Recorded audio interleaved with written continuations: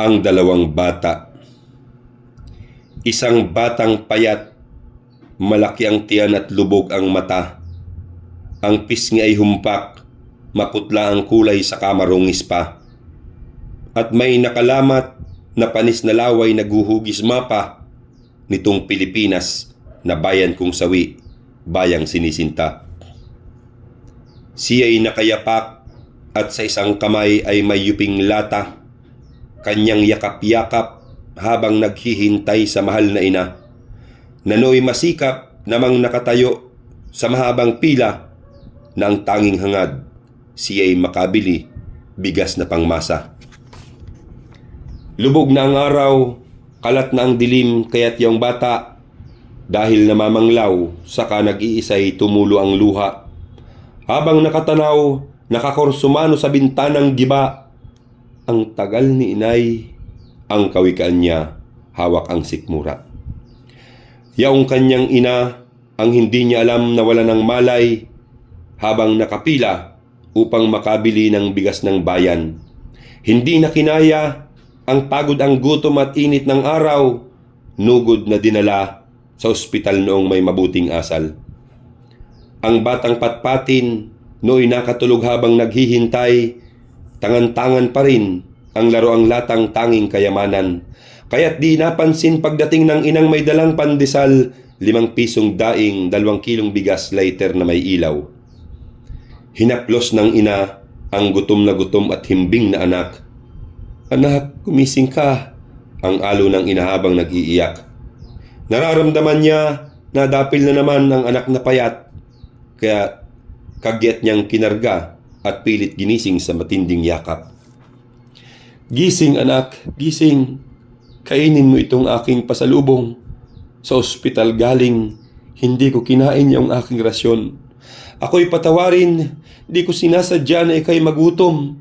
Kahirapan natin, ang tanging dahilan. Bangon anak, bangon." Sa pagkakalugmok ay biglang umungol panghinadong si Juan.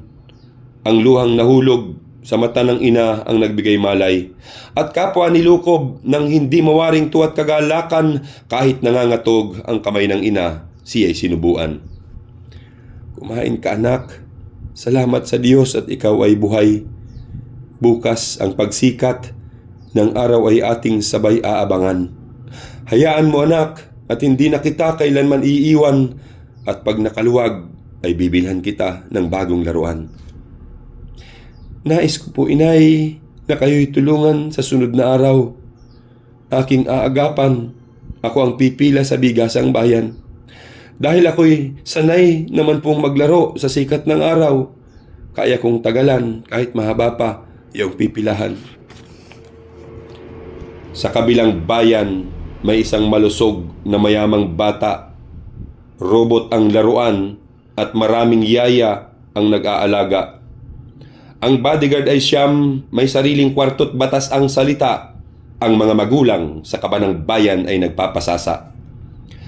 Kayamanan nila walang paliwanag kung saan ang galing.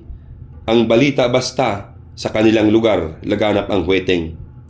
Ang sabi ng iba, sila'y nakahukay gintong nakalibing. Mga anomalya, maging ang negosyo ay dumami na rin. Kaya't anak nila sa init ng araw ay di nalalantad. Ang tagapagmana, aircon ang sasakyan, magara ang gayak. Hindi pumipila upang makakain ng pagkasasarap at ang basura niya, malaking yaman na nung batang payat. At isang araw nga, ang batang mayamay nag-akit mamasyal, kasama ang yaya, mga bodyguard at driver ng sasakyan. Nag-utos ang bata, akala mo'y Diyos sa mga alalay. "Kayo nga'y bumaba at ako'y ibili Coca-Cola in can." Agad tumalima ang mga alalay ng buong paggalang. Ininom ng bata ang soft drinks at parang hindi nasarapan. Halos may laman pa ay itinapon agad ng walang anuman sa labas ng kanyang pagkagara-gara at gwapong sasakyan. Hindi sinasadya ang latay na pulot ng payat na bata. Sa matinding tuwa, ito'y naglulundag ng hindi kawasa. Ang latay tinungga sa nasang masaid ay halos mapiga at saka nagwika, May bago na akong laruang DUP. Muntik pang mabangga.